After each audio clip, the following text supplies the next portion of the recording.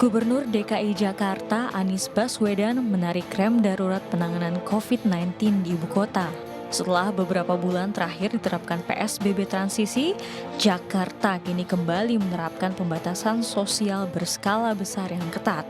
Keputusan diambil Pemprov DKI dengan mempertimbangkan sejumlah faktor, yakni ketersediaan tempat tidur rumah sakit yang hampir penuh dan tingkat kematian yang tinggi. Dengan diterapkannya PSBB total, Gubernur Anies Baswedan mewajibkan sebagian besar perkantoran menerapkan bekerja dari rumah secara daring. Jadi prinsipnya mulai Senin tanggal 14 September, kegiatan perkantoran yang non-esensial diharuskan untuk melaksanakan kegiatan bekerja dari rumah. Bukan kegiatan usahanya yang berhenti, tapi bekerja di kantornya yang ditiadakan. Kegiatan usaha jalan terus, kegiatan kantor jalan terus, tapi perkantoran di gedungnya yang tidak diizinkan untuk beroperasi. Dengan diterapkannya kembali PSBB total, artinya ada aturan yang kembali berlaku. Di antaranya adalah ditutupnya tempat hiburan, ditiadakannya sistem ganjil genap hingga rumah makan yang tidak boleh melayani makan di tempat. Sementara ada 11 bidang usaha yang boleh tetap beroperasi selama PSBB ketat diberlakukan. Penerapan kembali PSBB total disambut beragam masyarakat. Namun bagi sejumlah pemilik usaha kecil, kembali ke PSBB awal dinilai akan membuat usaha mereka terancam gulung tikar. Selengkapnya akan kita bahas malam ini dalam Indonesia Bicara. Baik, tema kita pada malam hari ini adalah rem darurat Jakarta PSBB total, dan saat ini kami sudah terhubung melalui sambungan Skype ada Pak Pandu Riono, epidemiolog dari UI, kembali bergabung bersama kami di Indonesia Bicara. Selamat malam Pak Pandu. Selamat malam. Apa kabar? Sehat. Kabar. Pak Pandu juga sehat ya Pak ya? Insya Allah sehat. Alhamdulillah. Baik, kita tahu Pak bahwa ada kabar terbaru bahwa DKI akan memperlakukan PSBB total lagi per 14 yaitu Senin. Lusa seperti itu. Anda melihat Pak dari kebijakan ini, apakah ini memang esensial atau memang tadi harusnya memang dari kemarin PSBB-nya harusnya kembali total, kembali ketat gitu? Iya, jadi sejak awal itu PSBB di Jakarta tuh belum pernah dicabut. Belum pernah, iya kita tahu belum itu. pernah. Ya, itu kita memasuki masa transisi. Ya, transisi itu juga sudah direm. Tidak masuk ke transisi yang berikutnya. Sekarang dengan situasi kondisi di mana indikator pantau pandemik sudah menunjukkan suatu yang sangat mencemaskan, maka kita kembali ke titik nol. Jadi sebenarnya ini perubahan yang sama saja, tapi sekarang lebih diperketat. Gitu. Jadi beberapa larangan kegiatan yang berkumpul itu dihentikan sementara.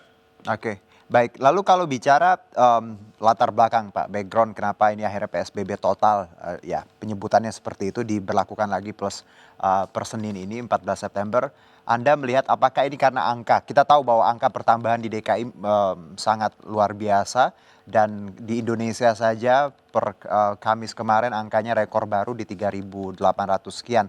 Anda melihat dari angka itu memang belum melandai. Apa backgroundnya memang itu atau hal lain Pak yang Anda melihat DKI memang harus tadi ketat dan total? Ya, jadi ketat tapi tidak total ya. Jadi nanti jadi orang takut gitu. Baik. Sebenarnya kalau kita amati ya, setiap minggu itu kita mengevaluasi.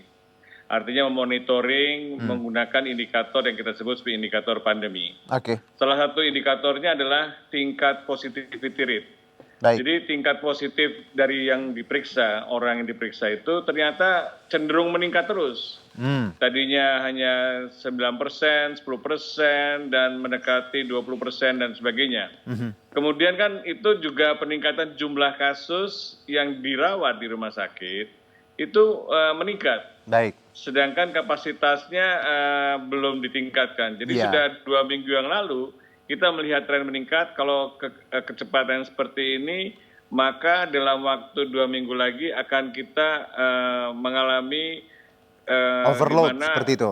ya, overload bahasa Inggrisnya ya. Tapi sebenarnya kapasitasnya kita terus tingkatkan. Jadi sejak 2 minggu itu Pemda DKI sudah diingatkan coba ditambah lagi rumah sakit yang belum merawat COVID disiapkan untuk merawat COVID. Jadi sebenarnya antisipasinya udah lama.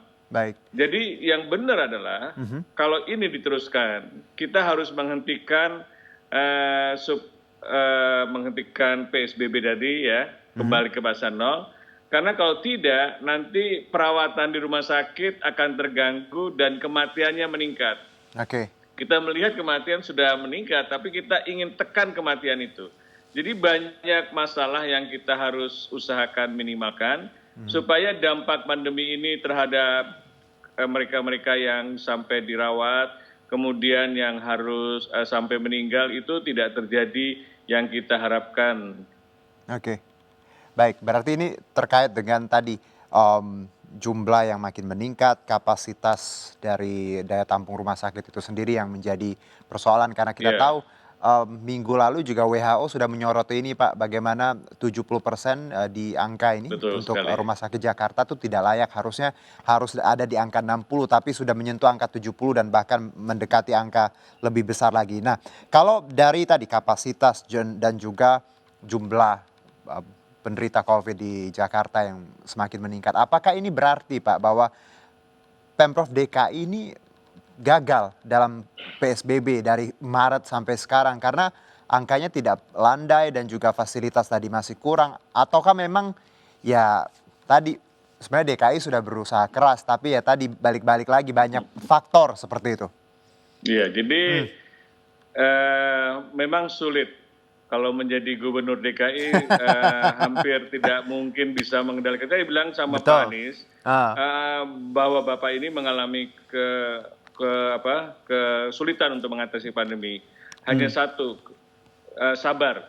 Jadi sabar betul itu karena tiap hari akan dilaporkan peningkatan terus-menerus. Apalagi 2 minggu terakhir ini, 2 minggu setelah Hari Raya 17 Agustus. Betul, long weekend kemarin. Iya, itu sepertinya itu penduduk didorong untuk melakukan aktivitas yang sangat tinggi. Betul. Ya, ini menurut saya dinamika penduduk ini yang sangat berpengaruh terhadap peningkatan kasus yang kita alami beberapa hari ini. Dengan kata lain bahwa Pemprov DKI tidak tegas dong Pak dalam melakukan PSBB yang katanya memang tidak pernah berhenti sebenarnya. Iya, bukan tidak tegas, tetapi kan banyak faktor di luar kewenangan Pemda DKI.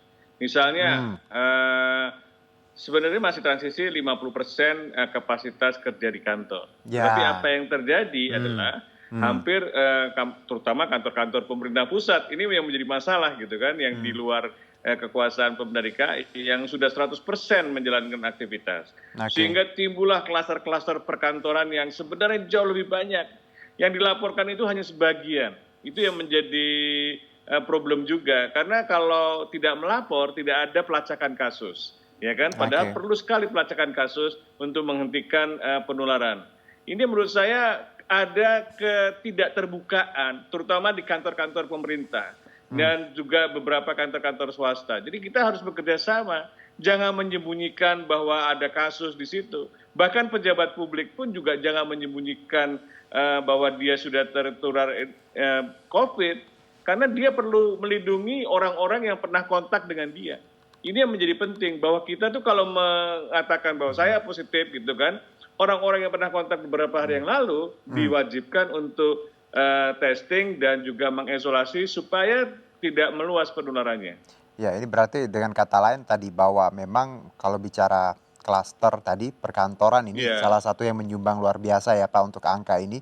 Karena kita tahu banyak sekali ketidakterbukaan seperti itu dari baik itu kantor pemerintah maupun swasta dalam menangani. Karena mereka juga gini Pak, ketika ada kasus ya kalaupun ditutup mereka juga akan takut karena pertimbangan ekonomi di situ juga dilihat oleh para bisnismen ini dan juga para tadi pemerintah. Karena mungkin merasa kalau COVID gitu ya, jadi agak malu dan harus takut seperti itu dan harus tadi punya tanggung jawab, punya masyarakat juga Harusnya kan kita tahu seperti itu dan kita bisa tadi tracingnya makin masif dan juga bisa diatasi dengan cepat ya Pak ya.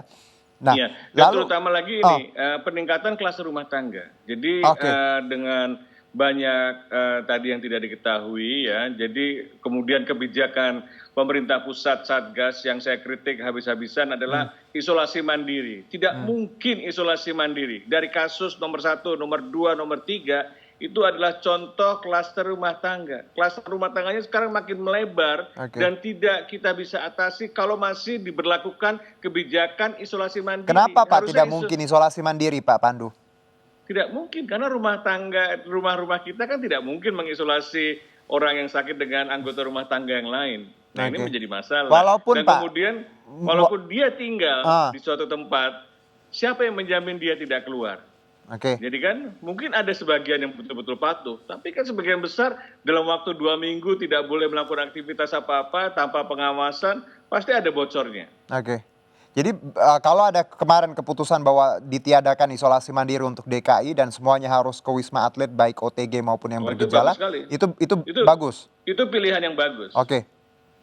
Itu sesuatu yang harus diterapkan juga di semua wilayah di Indonesia. Jangan lagi ada isolasi mandiri. Walaupun itu kebijakan dari Kemenkes, kebijakan itu harus diubah. Baik. Pak Pandu, kita jeda dulu Pak Pandu, nanti kita sambung lagi. Tapi untuk segmen ini, Pak Pandu cukup di sini ternyata. Saya baru dapat info. Terima kasih Pak Pandu atas insight-nya dan waktunya. Iya. Terima kasih. Baik. Stay healthy dan stay safe Pak. Dan kita akan... Salam. Waalaikumsalam. Dan kita akan bahas terkait PSBB total di DKI di segmen selanjutnya. Tetap bersama kami.